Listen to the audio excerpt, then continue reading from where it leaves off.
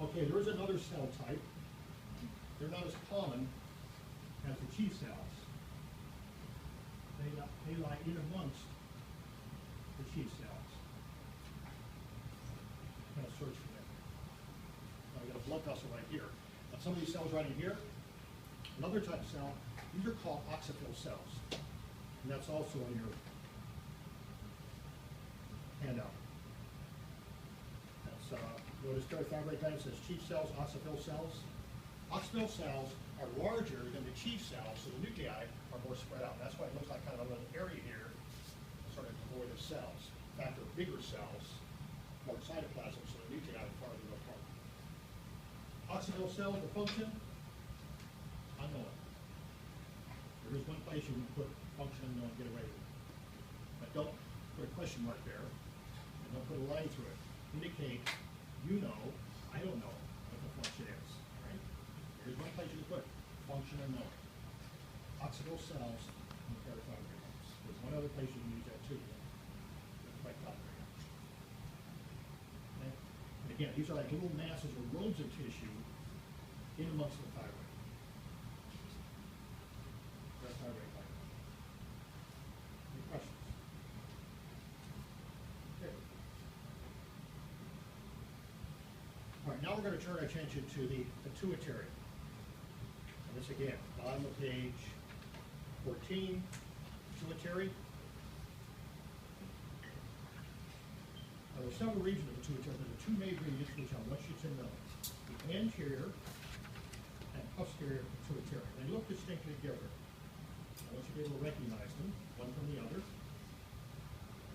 And also know the hormones associated with the pituitary, these two different regions, two major regions.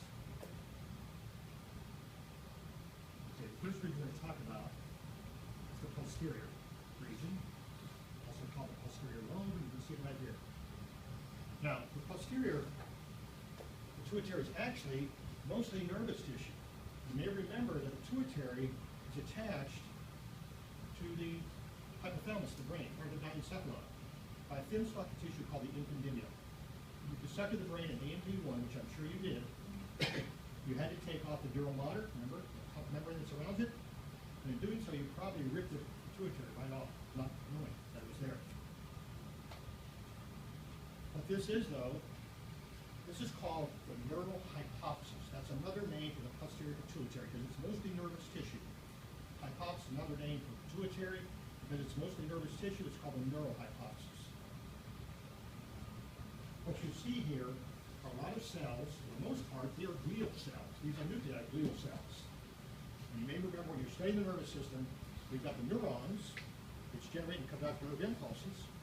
But actually, most of the nervous system consists of cells that are called glial cells, or neuroglia. Remember? 6 different kinds, okay? Right here. 4 of which are confined to the central nervous system, brain and spinal cord, and then 2 lie outside the central nervous system. I know you're experts on that, but the cells here, they have a fancy name. They're called pituocytes. The glial cells in the posterior pituitary. And that's mostly what you see here. What's also present, but you don't really see them, are the axons of neurons extending down from the hypothalamus. Remember, if you remember a neuron, it consists of 1 or more dendrites, which bring the impulse to the cell body. That's, of course, where the nucleus would be. And then 1 axon extending from the cell body.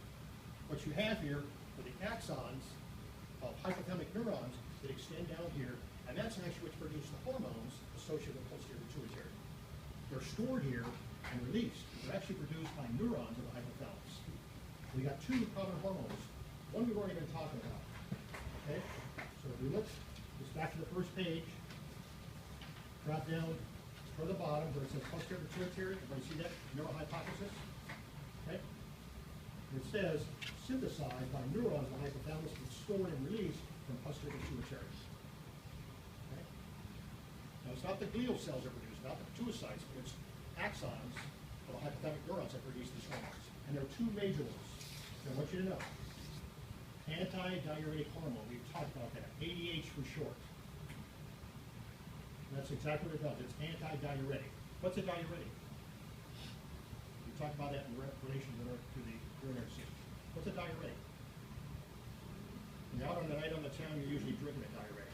Okay? Alcoholic beverage or a caffeinated beverage. Some people promote urine formation. So anti-diuretic hormone inhibits urine formation. Again, it's produced by neurons in the hypothalamus, stored in the posterior pituitary, and released in the blood as needed. And you see what it does? It stimulates the kidneys to absorb more water and thus reduce urine production. Anti-diuretic. Okay? It also decreases sweat production of sweat glands.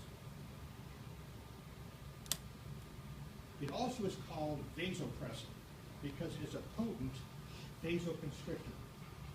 Remember, most blood vessels have smooth muscle in the tunica media of the wall. When that muscle contracts, that's called vasoconstriction. It narrows the lumen or cavity through which the blood flows. What does it do to the blood pressure? When you constrict the vessel. Elevates it. Okay, so vasoconstrictor brings up the blood pressure. And that's exactly what this does. You have a massive blood loss, a hemorrhage, the pituitary dumps a lot of ADH into the blood, and what that does is cause vasoconstriction in the arterioles to bring up the blood pressure. You've got to maintain blood pressure to keep enough blood going to the brain, or you're going to shut down. And that's why it's also called vasopressin, because it's also a vasoconstrictor. With ADH, antidiuretic hormone, the kidneys reabsorb more water, reduce urine production, and also it constricts blood vessels because of vasoconstriction, especially in large quantities. So vasopressin, another name, the same hormone. All right, the other hormone, you may have heard of as well. This is called oxytocin. Again, it's produced by neurons in the hypothalamus, released into the posterior pituitary, and then dumped into the blood as needed. Oxytocin stimulates smooth muscle contraction. So it's very important in labor and delivery. Stimulates uterine contractions, which of course are necessary to move the baby out of the body. It also stimulates milk release, or what we call milk letdown, by the mammary glands in the breasts. As you know, the breasts swell, especially late in pregnancy, because of course the mammary gland tissue is enlarging, and then usually shortly after birth, milk production begins. Oxytocin does not stimulate milk production, it stimulates the release of milk from those glands, what we call milk letdown. It's usually occurs shortly after birth. So again, oxytocin, produced by neurons of the hypothalamus, stored in the posterior pituitary, stimulates smooth muscle contractions, very important in labor and delivery, and also in the letdown of milk. Not stimulation of milk production, but release of milk from the breast.